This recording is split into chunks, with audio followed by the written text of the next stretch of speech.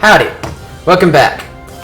If you're just joining me now, this is the third video in Let's Play Japan EU4, where I'm trying to play as a peaceful colonial Japan. However, if you're just joining me now, I'd also recommend you check out the first videos, although they're a little slow. Here would be a great point to start if you wanted to see what it was to do colonial Japan. Because finally, we can colonize. So, we just achieved our mission to annex one of our vassals here, and we now have some other missions. So, I could take a mission to colonize this and this, or to fortify Taiwan, or to remove these people from the map. Well, if you remember from last time, kinda bit me in the backside to take a mission ahead of time. You want to take, because I could have taken that Rebels mission and gotten 2 free stability. So it really feels like taking a mission ahead of time is not so great. You kind of want to take the mission, remember what they are, and take the mission before you're about to achieve it. I'm not going to fortify Taiwan because the reward is not good. Sure, it would give me a new mission. As soon as I say that, I think to myself, yeah, absolutely, I'm going to fortify Taiwan. Not because... Oh, so stupid sometimes. As soon as I take it, I realize that I can only fortify it after I'm done courting. I was thinking, oh, it only takes about 8 months to build that thing, and it'll give me a new mission. Well, okay, whatever. So I have a colonist not doing anything, and these guys are not aggressive, and they are not ferocious, so I'm going to send him over there.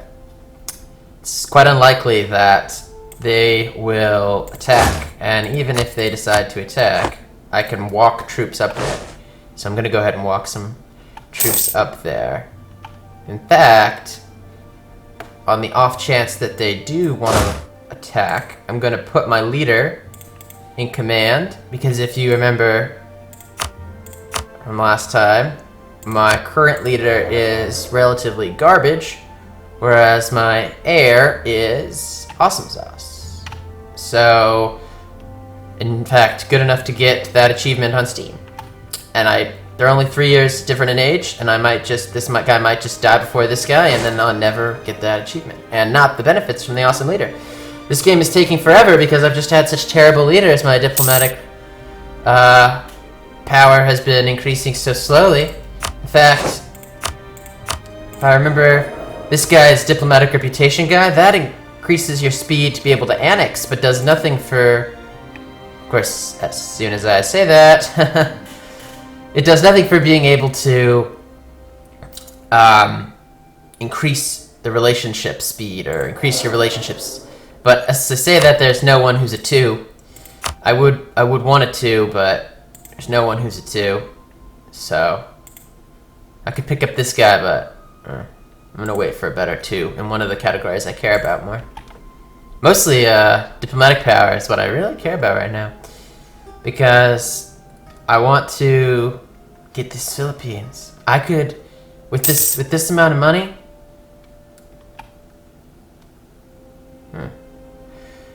Well, gee. I don't want 3 inflation. I mean, we already have a pretty big inflation. Well, here's an interesting thing. I wonder if you can go over 100% inflation.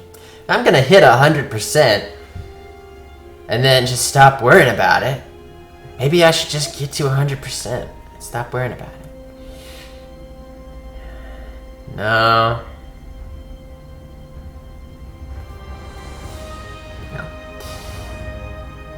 I'm gonna take the stability hit. It's administrative power. I have some administrative power. Go ahead and boost up. Basically just traded 100 administrative power for 3 inflation. Don't know if that's the wisest. Other thing I'm gonna do is, because I've got the money, I'm gonna go ahead and recall this settler. and send him here. I'm going to have more colonies that I have colonists, which increases the cost of each subsequent colony by quite a bit. However, I have noticed that the second colony is broken.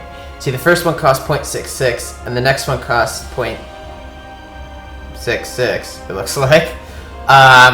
They're supposed to cost more, but maybe it's more beyond the second. So, if that's the case, I'm gonna do it again.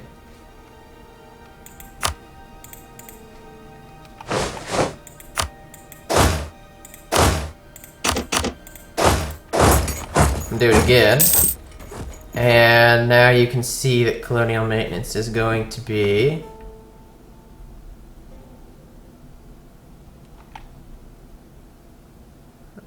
.66 again. Well, I'll be. I know when you get to 4 colonies, it gets really expensive, but apparently it's, really? Diplomatic power? Apparently, it's not a big deal at first. I just don't care. That's cool. It's not like I desperately needed that diplomatic power or anything, so that I could start having a fun game and trying to get my leader to die against natives. It's just so frustrating to have such a great leader on the bench. Oh, wow. Okay. They're in a lot of wars. Oh, we were allies. They didn't call us into any of their wars. I would love to have gone to war with Korea. Then I could have taken these 2 Korean provinces. I could fabricate a claim on them, but I know you get a mission to do it. Eventually.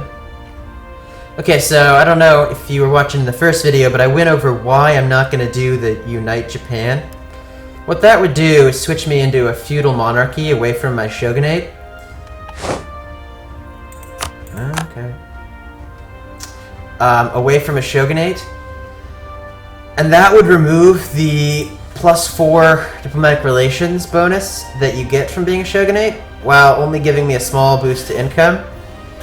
That's just not really value.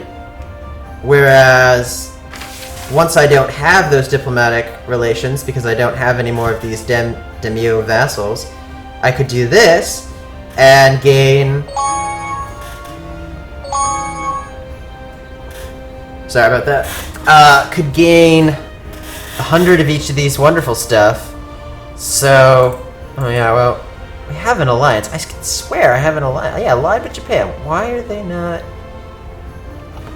calling me into war? Okay, this is an easy one. I'm gonna lose legitimacy. I'm trying to kill off my guy as it is, and... Oh no. Well, I thought it was an easy one, but I guess I gotta boost up stability because I did that. Thought it was an easy one because I want this guy to die, and once my heir takes power, he's got a strong claim. It'll boost back up to 100. Feels like just a free resource that I don't care about, but... And the diplomatic reputation matters for annexing, but not improving these relationships. And if you take a quick little look, I need to get this to 190. I can boost it by 40 with a gift and a royal marriage, but it's still going to be a lot of months, so like 6 years or something. Okay, well, I do have colonies going. 3 colonies going is good. I could get a 4th going. I have the money. So, since it's like, don't need to bring over boats, I might as well.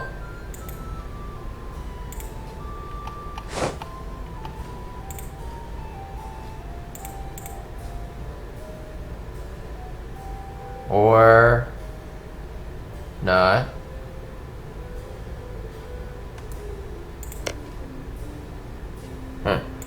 Well, I guess I can't reach this until I core. I wonder if it'd be closer to this. I could get fleet basing rights from these guys, right? Let's just check to make sure. Fleet basing rights. Yeah, they'd give me fleet basing rights. So if I temporarily stopped improving relations with these guys, it wouldn't hurt. Like, it's not gonna do much. Awesome! Awesome! I know, I'm like freaking out. My leader died, and I just got the little achievement pop-up from Steam, because I have my legitimacy back. I have the best ruler I've ever seen. I mean, granted, I've only played like 3 games before, but in all of the successions, this is pretty good ruler. Balanced, but really good. Game's gonna go so much faster now because I'm gonna get an additional 5 per month. Additional 5 per month. Think of it this way. I was paying myself bankrupt for 2 per month. And this guy is just... Okay, so... Oh, and he has a royal marriage with this chick over here. He himself does, not just the dynasty. He was the one who was married. So... it's possible that they could end up in the same dynasty as me, which would make personal unioning them so much better. But his heir can't possibly be his son by whoever he's royally married to in the Ming. Oh, but his heir is pretty good. I was gonna say I'd turn his heir into a ruler, into a military ruler, in an attempt to get the heir to die, and hope that his son, by the Ming, became the heir. Can't see all this. This isn't Crusader Kings 2, like, where you could actually see all that, but trust me when I say, he is 36 years old, and they don't start having kids until 15 in this game, and his heir is 22, so there's no way it's his kid. So, but he's good enough that I don't want him to die. He's definitely above average. With a strong claim and stats like that, he's well above average. I mean, he's no... I'm gonna try my best to pronounce it out of honor for this wonderful ruler. Kotohito Ashikaga. Kotohito Ashikaga. Okay, well you guys tell me how I did there. But, geek it out. Okay, so we were gonna get fleet basing rights from these guys. It does not increase the number of diplomatic interactions that I have because I already have them as my vassals. And see if they're close enough, and they are close enough. So I'm gonna go ahead and send my guy there.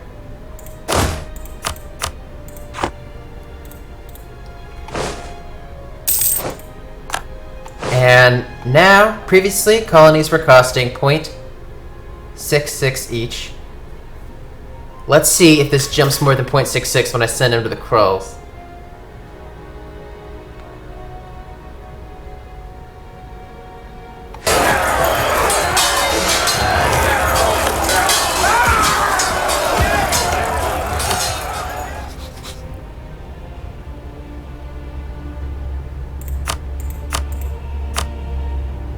So it's at 1.9. And now it's at 4.66. So you see, at some point, not quite sure what the point is, they start costing a lot more. In the tooltips, I think it says, like, after, it depends on the number of colonists that you have, but apparently no.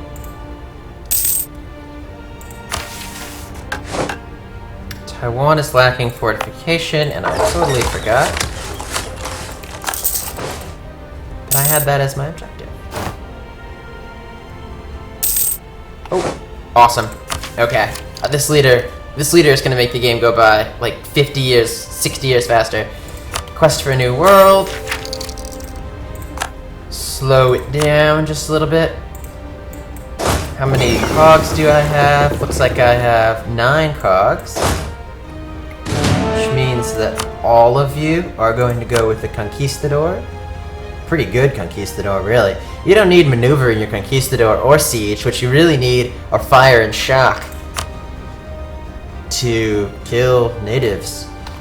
You guys are going to go and explore the Philippines. And I can't afford another colony, I don't think. But I'm gonna be greedy and try anyway.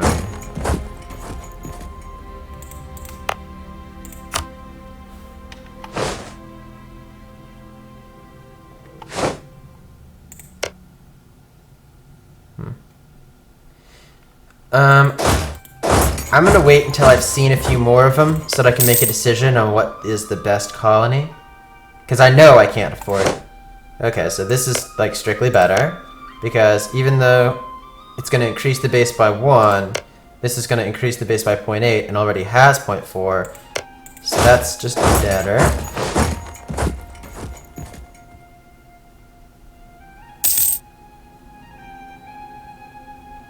Now, I would like this location, because it would open up more locations. As far as if I were to get this. And this may be increasing it by 1.4 MB4 as well. They're super aggressive, but not very ferocious. I could probably...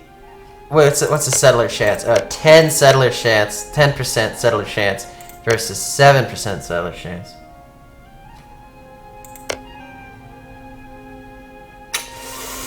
I don't know.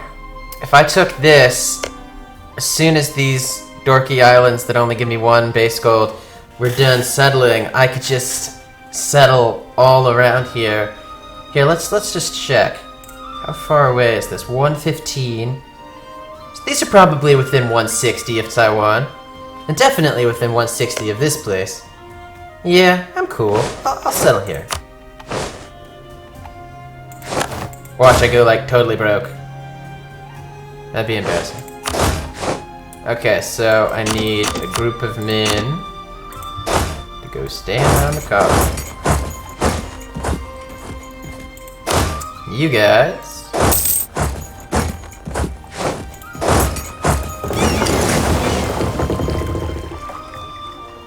Oh, another thing to consider would have been that this colony's in this sea zone for time at sea for boats, but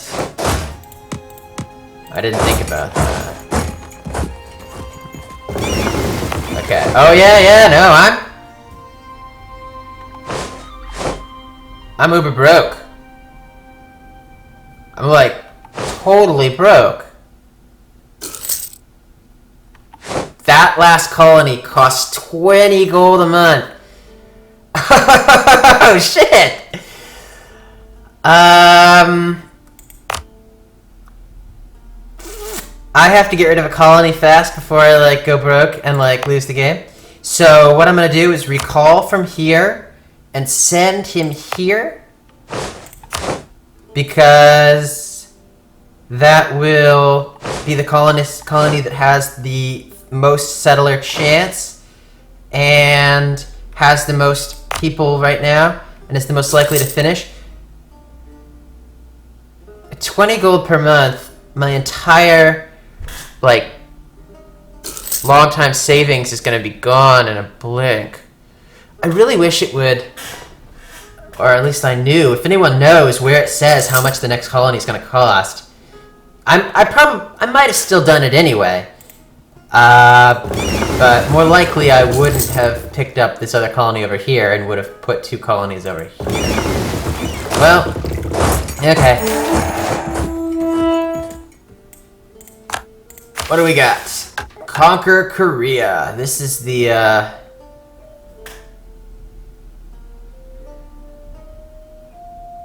Oh, incorporate these guys, though.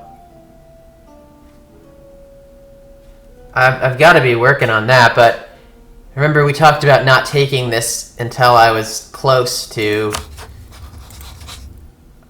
the point that I was actually going to incorporate them. Now, the Conquer Korea CB here, that's pretty awesome, because there's a good chance that I can... Here, let's see if the Ming are enemies with Korea. Rivals with Korea, absolutely. So if I go to war with a rival, that'll boost... And if I become the enemy of a rival, that'll boost their relations with me by 50. And because they're rivals, their likelihood of going to war is really high. Which means that I probably won't need to do anything. Just sit back and let my vassals and the Ming take over Korea for me. And And then I will be able to just have these 2 Korean provinces. Maybe even extort a lot of money out of Korea in the peace. So I'm gonna take this.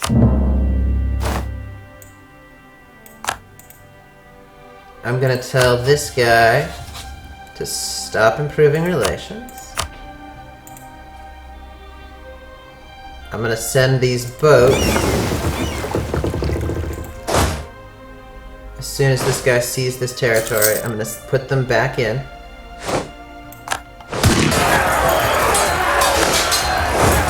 Put them back in. And I'm gonna declare on Korea. I'm gonna send these boats to port. I don't want them to die. I don't have very many.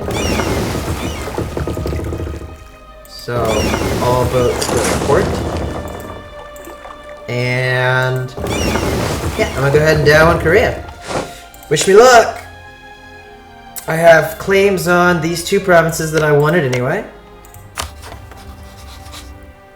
Let's see. No. Ming will not join me. They're allied with Dat Viet. Who is that?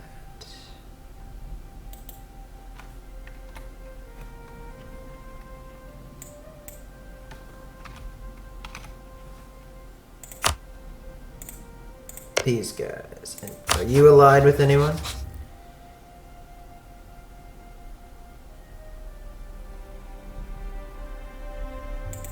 Or do I get to see your allies? Independence is guaranteed by Ming. That's only if I declare on them. Allied with Shaw. Do you have any allies? Dat Viet and the Orat Horde.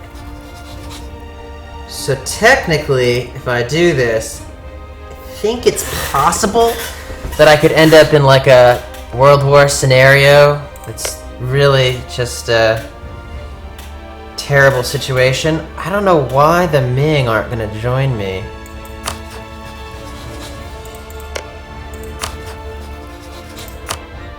Aren't going to join me in attacking them. Even if they don't, here I'm gonna slow it way down.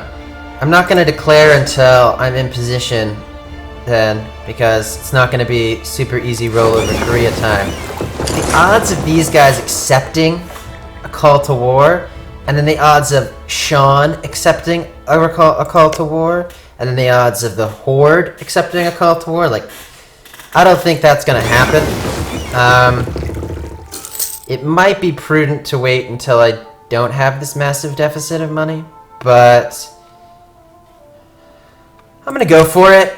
It's been a really peaceful game, and I love that, but odds are good that's not super fun to watch, and I'm itching for a little combat. Okay. Gain 22 ducats, or increase my national tax by 50%. So currently I get 5 by tax, and currently I have no taxation modifiers, so I'd get 2 per month, and 2 times 24 is more than 22, or 2 times 12 is more than 22, and it's more than just 2. It's like 2.6, 7, so go ahead and take that. Okay, the reason that I'm waiting to declare on them is they have a navy, and I want to make sure that my navy is stronger.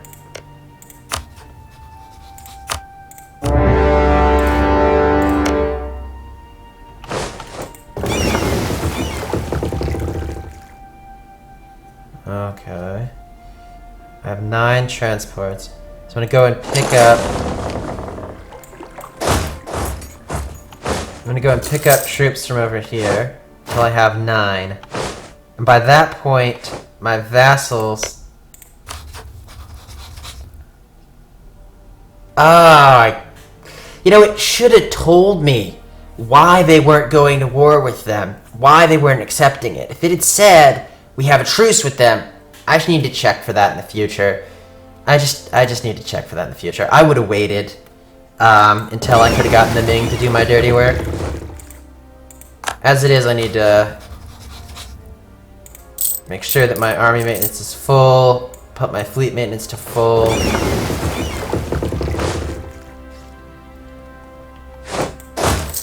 I'm going to use my conquistador as like just a typical general here.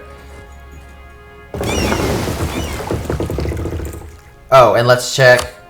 Their ally did not join them. Their single ally over here in Diet did not join them. So I don't have to worry about, you know, like a World War I scenario of alliance into alliance. But it would have been nice to just let the Ming do my dirty work for me.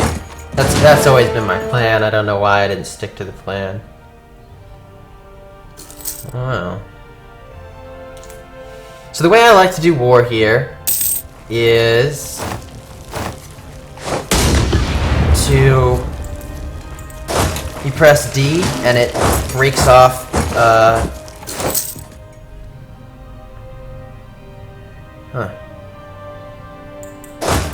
You know what?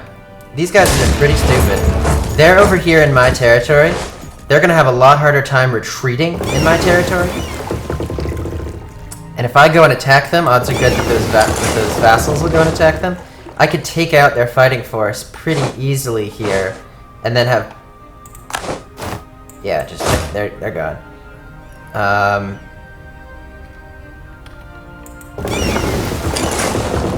Take out their fighting force, and then I'll have pretty free reign. Yeah, these places always make fish. Fish is not very valuable. And there's no way you'll be able to trade in fish, like get 20% of the market in fish. So, I don't know what to tell you. I'm just like gonna have a lot of fish. Oh, I got into a naval battle here. I don't know. I really didn't want that. What am I up against?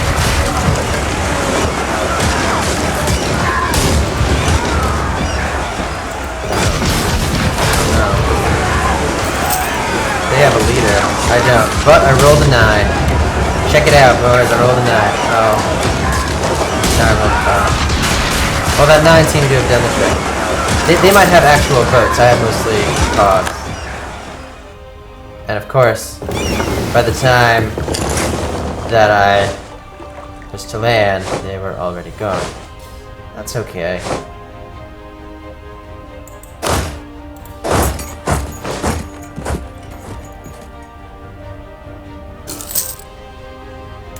So for fighting Korea, the plan is just to take the 2 provinces that I want, and enough that I can extort as much gold. What I want in the peace, it saves what you ask for, so... Oh. No, I guess it doesn't, because they don't. I'd love to force my religion on them, so that they'll convert themselves to Shinto. That costs 50. I'd like these 2 provinces, and any gold that they have. They've got a lot of gold. I might not force their religion on them then. Ooh, they've got a lot of gold. Oh, wow. Okay. Yeah?